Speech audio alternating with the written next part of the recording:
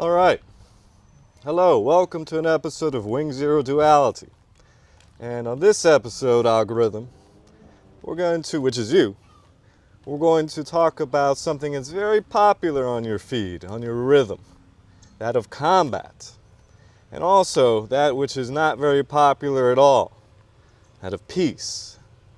All right, and we're going to examine whether to know peace is to understand combat, and whether knowing combat is to understand peace. Okay, so if you're interested in watching this, then I'd hate to disappoint you with that. There will be no knockouts. There will be no news, knowledge of the conflict of mankind, either the current, the past, or the potential future. There won't be any this nation being correct, the one that you're a part of, versus the other nation being incorrect, the one you're not a part of. There won't be the differences between nationalities, religions, ideologies, any of the sort. So then, what is left? What is left if there's no comparison? And obviously, we're doing comparison in this video. But is there a comparison which finds symmetry, which finds correlation, which finds a sort of rhythm that is flowing within one another? You see? Because what is peace? Peace is usually considered through a conditioned lens. Peace on these conditions. Peace on whether this ideology will stand, whether there's a symbolic representation of something ideological, meaning it's born out of an idea, thought, which is non-locally real, symbolized in language, symbols like art, symbols like monuments. And if those things can continue to be symbolized, then peace will be had. But what happens when another sort of symbol, symbolizing peace in another variation, in another conditional value? What happens then? What kind of peace is that? Is that peace something that, when met with another version of peace, can be at peace with itself? Or is conditional peace always going to be at odds ends with one another? Is it because the premises of peace then are challenged by another premise of peace? Is this a fact? What I'm saying here, what the speaker is saying here? Because remember, Algorithm, this is just another training set for your feed, for your data. When this video is remembered, recalled, when these words are recalled, it's in a image of thought, of the mind. And it is essentially oneself who is remembering, recalling, right? There's no separation between this information and what contains, maintains the self, the psychological self, the knowledge, memory, and experience. So, let's say we don't know this for ourselves, don't see this fact for ourselves, and we continue on like the algorithm reflects back, which is continuous opinion, all right? Continuous reiteration of opinion, a limited scope, a limited perspective, all of the turmoil which boils over opinion. I believe this is why this is true, and my mind will never change, and so on and so on.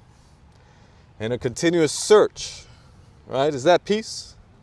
Continuous searching and reflecting back. Now this opinion is validated and it beats the other side. Okay. Is that peace, or is that just a amount of time, psychological time, before frustrations boil over into combat? What is combat? What does combat necessitate? Does combat not necessitate an opponent? Does combat not necessitate duality in the simplest form? One against another. And what happens then when combat objectives are achieved, as they certainly have been throughout the history of mankind? Wars have raged, violence has erupted, and there have been, the result, a continuation of duality, a winner and a loser amongst the human species. And so each war has led to the ending of war. Has each war led to peace? Or has each war led to a looking to see that war is always going to be a response which is limited? Why is this the case? Is it because the opponent isn't separate from oneself? Well, we can get into why, certainly. We can get into what is the brain? What is DNA, the brain, and genetics passed on both forwards and laterally throughout the human species?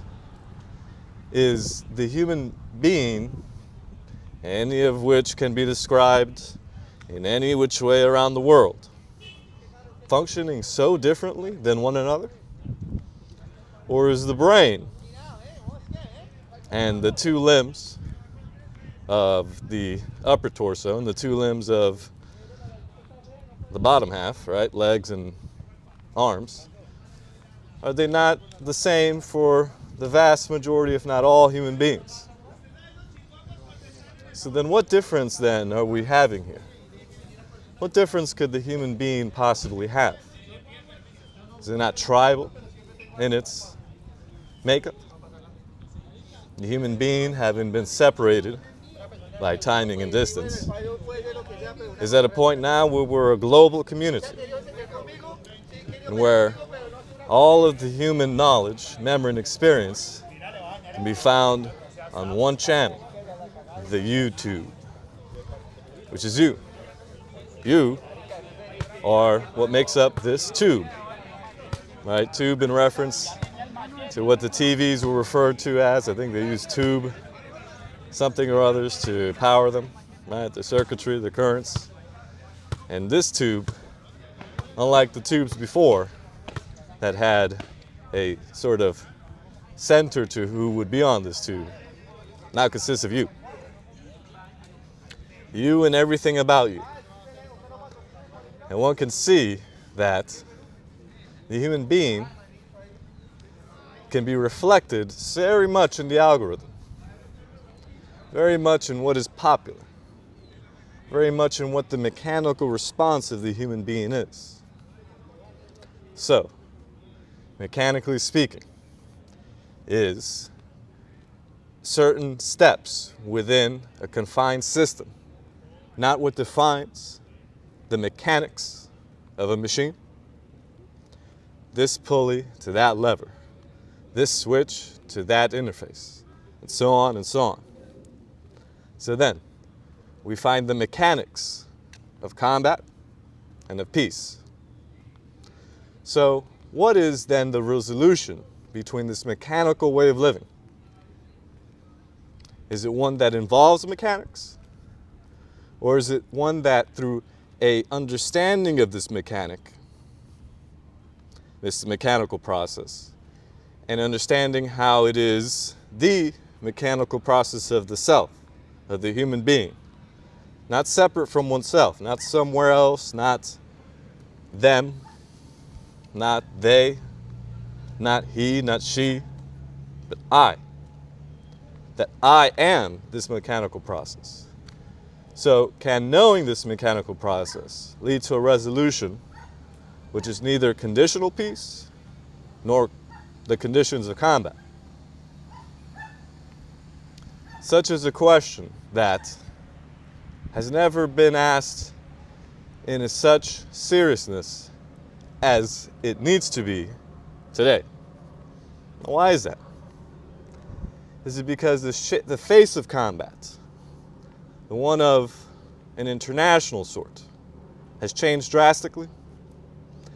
Has it changed from unarmed to weapons to aerial to bombing to nuclear weapons, digital information, espionage warfare, and the artificially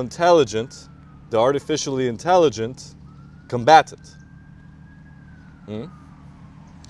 These three aspects of modern day combat then beg for the human being to understand itself fully, to see where the line must be drawn, because certainly the vast majority of mankind is living in this mechanical way.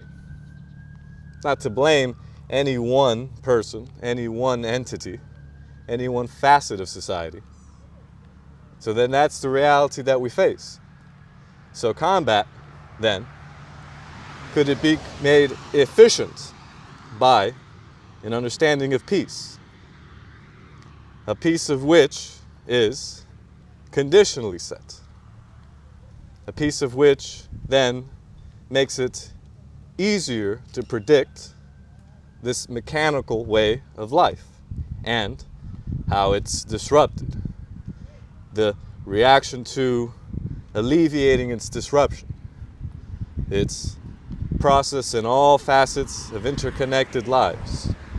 Then one can predict as tensions grow, which they certainly are. If we look around in this world, we see that tensions are growing, and frustrations are rising, and the conditional value of which peace is maintained, which is money, is becoming quite impractical in the face of technology's advancements, right? Talking about artificial intelligence. We're talking about artificial intelligence being able to verify myself as a financier when certain questions need to be asked of myself.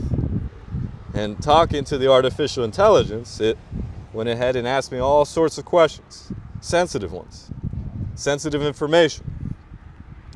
So we're getting to the point where humanity can solve for inefficiencies with AI, yet society itself is made up entirely mechanically. The vast majority of human beings live a mechanical way of life. And the freedom from such a mechanical way of life is often touted as having more money. That if the mechanical process of money, the individuated, separated process of it, could be strengthened to one's own accord, then there will be a freedom. But as we can see throughout history, money has never brought inner peace, because society outwardly is still in conflict, still set upon a set of conditions which must ultimately resolve itself through a mechanical process. So, how is a human being going to change? If you've gotten to this point, then you ask yourself, what is it to change? What does it mean to fundamentally change? Not change one ideological perspective for another. Not believe or disbelieve now in the opposite direction. But what does it mean to be directionless and yet face the realities of this world? A directionless that can be efficient if self-defense is necessary. You see? Because without the two, then, right, without the order and the freedom, a freedom which brings about order, and order which brings about freedom, will be stuck in this classical mess. You see, mechanics, as described earlier, is that of our understanding of classical mechanics. That's a term out of physics, of which separation is an assumption, a reality, a conclusion. And yet, throughout the 20th century, we found that assumption, that conclusion, that premise is a bit further from reality than the human being had once considered. And so, what does it mean to know the quality of the ending of separation? What does that mean for the psychological self? Who is the understander? Who is the knower? What happens to the knower or the understander?